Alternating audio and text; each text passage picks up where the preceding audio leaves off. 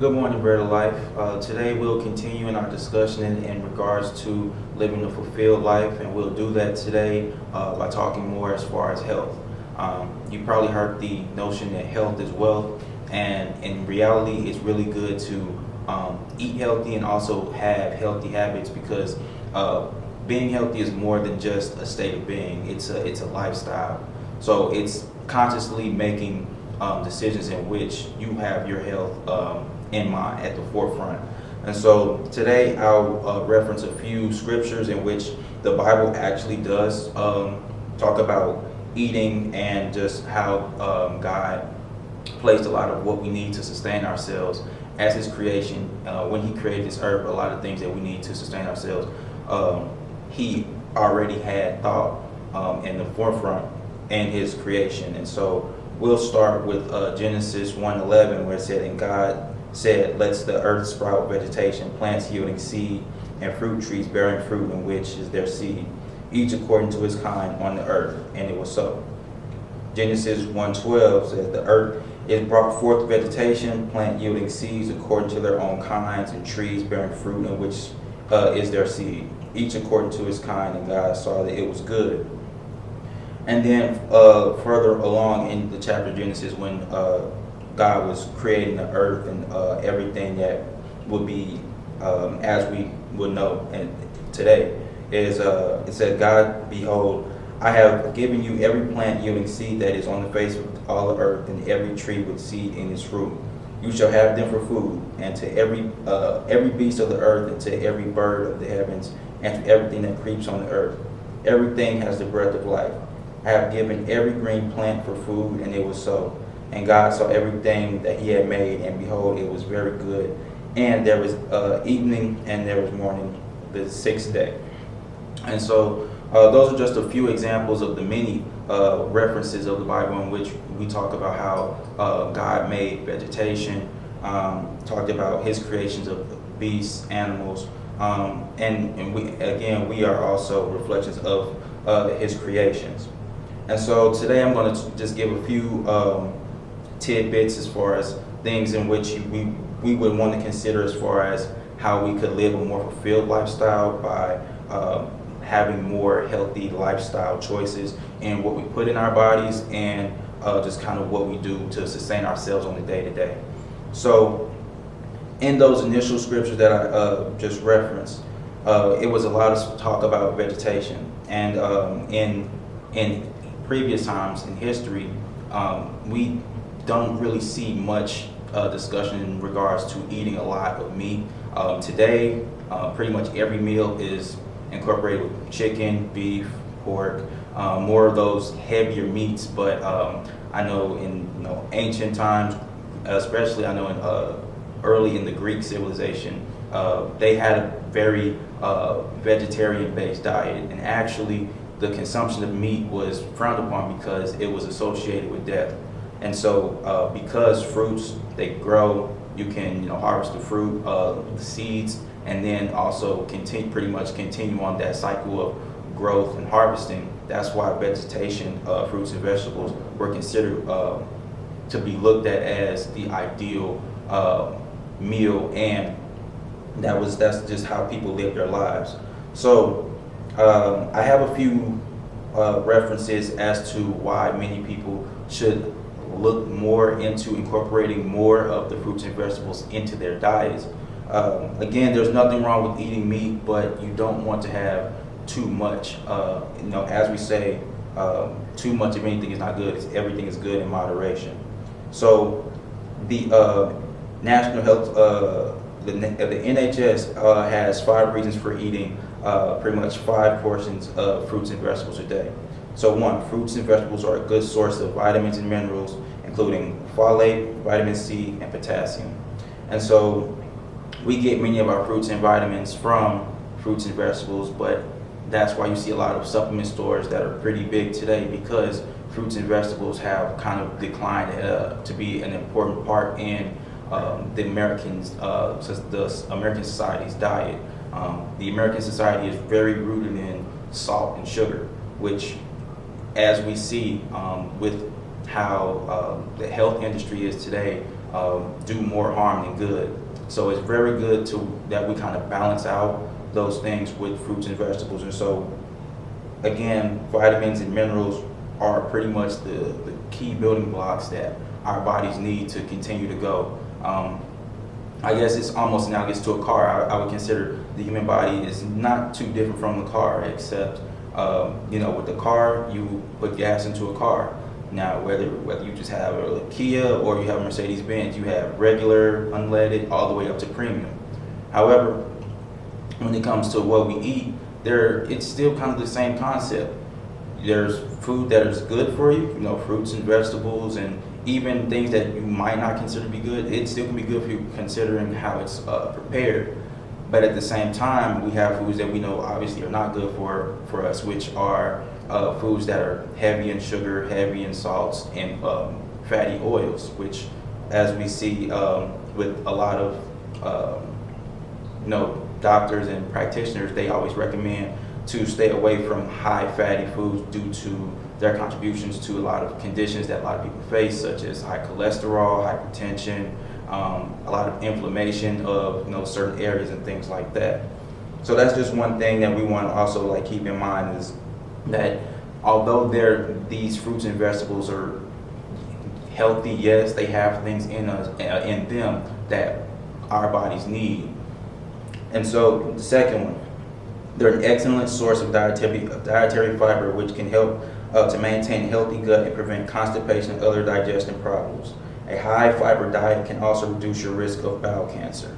So, I mean, it's very important to just keep into the notion, in the sense of what you put in is what you get out. So, in terms of a car, you put in good quality gas or what is suitable for that car, the car will continue to run, no problems. We're no different from that. So you have to understand that we can't constantly eat. Our body lets us know when we've had too much to eat, and it's very funny because whenever we eat healthy, we get a different bodily reaction from when we eat a lot of unhealthy items. Unhealthy items, an individual person really should not eat a family-sized bag of chips. However, the fats and oils and sugars that go into making a lot of those unhealthy treats that we love so much trick our bodies into believing that we just want more. And it's almost like it pretty much creates the sense of an addiction, to where it just your body knows that you should stop. Your stomach tells you can stop, but in reality you just keep going. So it's also important to know that whenever you consume vegetables, you have to also know that the vegetables are providing you with those dietary fibers and things like that. So you can eat a whole family-sized bag of Doritos, but nobody's really going to eat an entire bag of apples. Each person may eat one apple, if even a half of an apple, because there aren't any of those additional processed sugars or fats in those types of fruits and vegetables that trick your mind and your body into wanting to continue to go, even though your stomach and your body's telling you to stop. The third one, they can help to reduce the risk of heart disease. As I mentioned earlier, and as we've talked in our discussion as far as living a more fulfilled life, in this life we get many things. We'll have many cars, many homes, many types of outfits. We have many friends who come and go. However, we get one body, and with this one body, you have one brain, one heart, and the skin is our largest organ. So we want to take care of those key areas, because those are the three main things in which I'll say our skin is our barrier against the outside world that protects our insides. The brain is pretty much your control of how you think, how you move, how you process the physical world. And then your heart, that's your engine.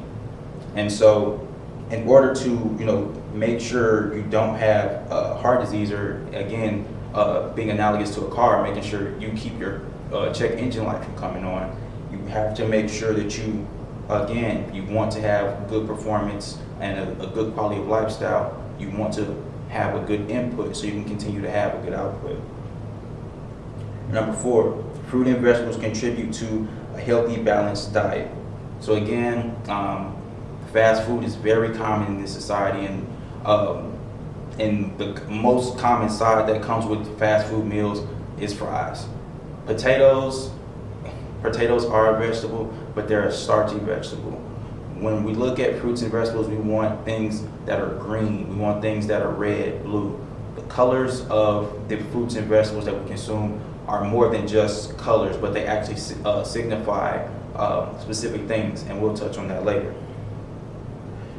Number 5, fruits and vegetables taste delicious, and they come in a variety of forms. So there is a notion that if something is healthy, it most likely does not taste good, and that is definitely not true.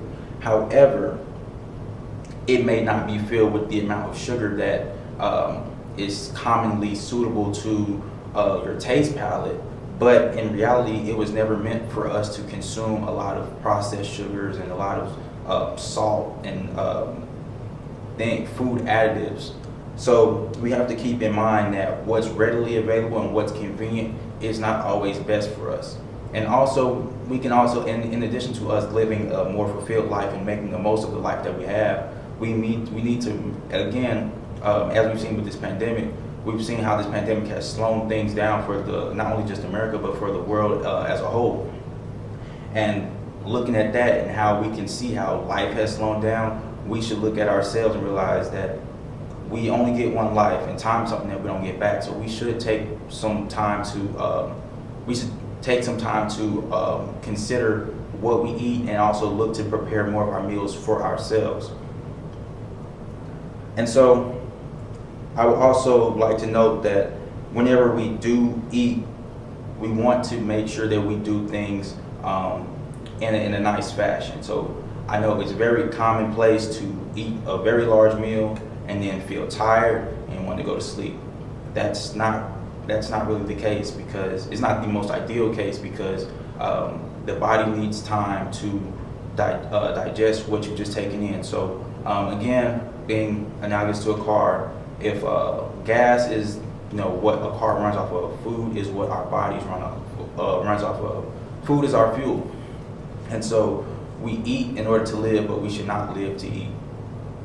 And furthermore, if food is our fuel, it should not make us tired, which takes us back to the idea of eating healthy. Because in order for us to live the productive and prosperous lives that we are meant to live, you can't do that if you're always tired, if you're always sluggish, if your mind is in the fog. So you have to put in good nutrients and quality fuel in order for you to be able to go the distance to do the work that you're supposed to do and the work that God wants you to do. But also, in addition to doing the work that we're supposed to do, even after a journey completed or a day's work done, you have to rest. And so a lot of people consider you should have a minimum of 8 hours of sleep. Sleep is ideal for each person. It's unique to each person. Some people are more able to sleep during the day and work more nights. Some people are able to sleep commonly at night and operate better in the day. But whatever the case may be, everyone should try to get the optimal amount of sleep that is suitable for them.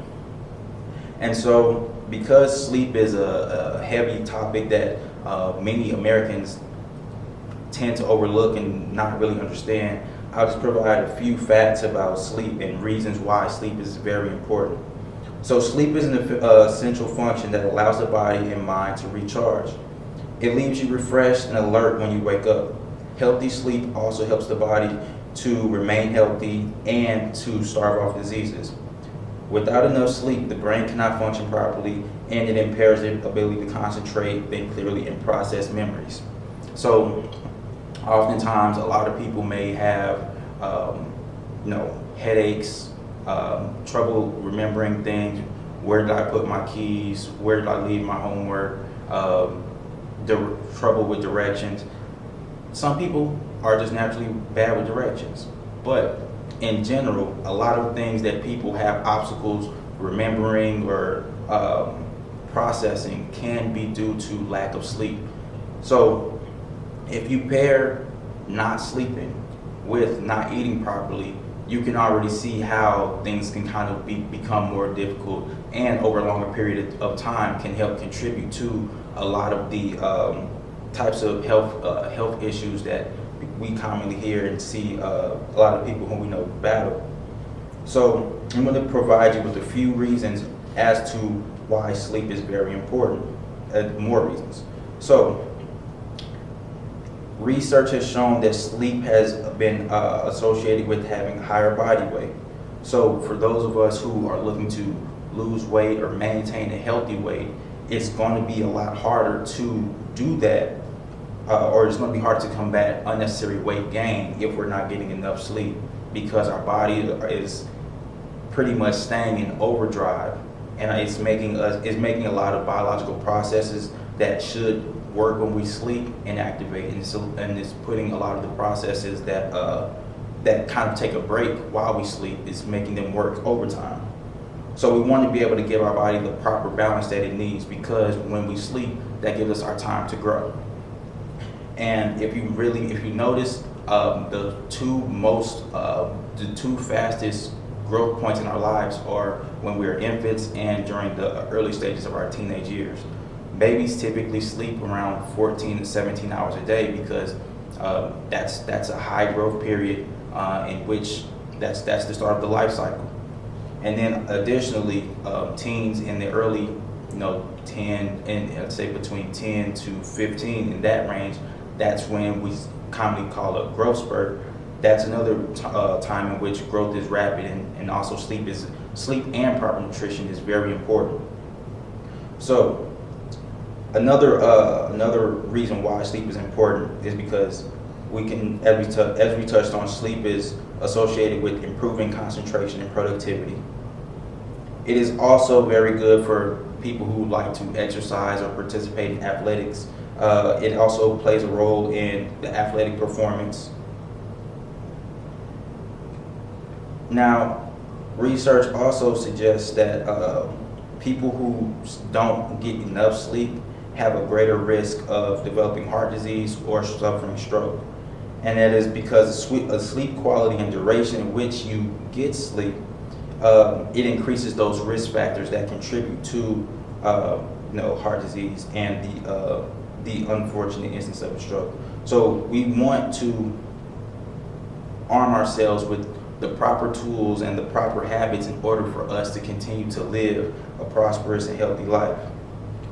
Sleep is also very good as far as helping with the regulation of one's mood. So without sleep, and also without the right amount of food and proper food, you can kind of tell with a lot of people as far as the imbalances in certain moods or mood swings. So sleep is very good in far as helping, or poor sleep has been linked to depression. And so we want to try to make sure that, again, we have one brain, we have one heart. We want to make sure that our two most important organs are in the optimum capacity to function. So we are in our optimum capacity to function to do what we need to do and live the lives that we are intended to live. And so now that we've touched on sleep, I'm going to swing back around to food, and we're going to look deeper into specific components of food and how food is beneficial to us, and how specific foods that we know and use today have been referenced in the Bible. So in Numbers 11:5, it says, "We remember the fish we ate in Egypt that cost nothing, the cucumbers, the melons, the leeks, the onions, and the garlic." Those are food items that we commonly use today. As we know that onions and garlic, those foods have been associated with reducing inflammation in the body. Melons, again, it's a fruit that contributes a lot of antioxidants which help fighting off diseases as far as like our immune system. Cucumbers and watermelon are a very water dense fruit, and so our bodies are mostly water. So there's a lot of different things and components of food that resonate with us. Deuteronomy 8:7-8, "For the Lord your God is bringing you into a good land, and a land of brooks and waters, of fountains and springs, flowing out in the valleys and hills, a land of wheat and barley, of the vines and fig trees and pomegranates, a land of olive trees and honey. Again, water is very important. It's very good to hydrate. The brain is surrounded by a fluid like a water-like fluid. All of our cells are submerged in water. So if you find that you are dehydrated, chances are your body has been dehydrated for quite some time before you were even able to sense that you were dehydrated. So it is recommended that you drink 6 to 8 glasses of or 8 ounces of water a day, but you can never have too much water. It's best to stay away from the carbonated drinks. I know everyone loves soda, everyone loves juices. If you must drink juice, fruit juices, 100% fruit juices or concentrated juices are best, but it's just really good to just stay or have those drinks in moderation. You can never have too much water, but enjoy your preferred beverages in moderation. Solomon 4:14, nard and saffron, calamus and cinnamon, with all trees of frankincense and myrrh, aloes, with all choice spices. So as we can see, again, Ezekiel 4:9, and you take wheat, barley, beans, and lentils, millet and emmer, and put them into a single vessel, and make your bread from them.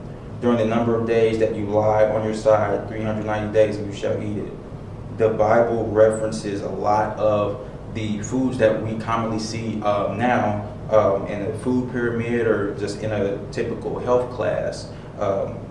Beans is also considered in the protein group, along with lentils. You have your breads, wheat and barley. Those are considered your breads and oats group, and so it all plays a factor in us having a well-balanced diet, and in having a well-balanced diet that contributes to us having a well-balanced life. So again, as I touched on earlier, when we talk about different fruits and vegetables, when we see them in the produce aisle, we see so many different types. And with so many different types, we see about a variety of colors.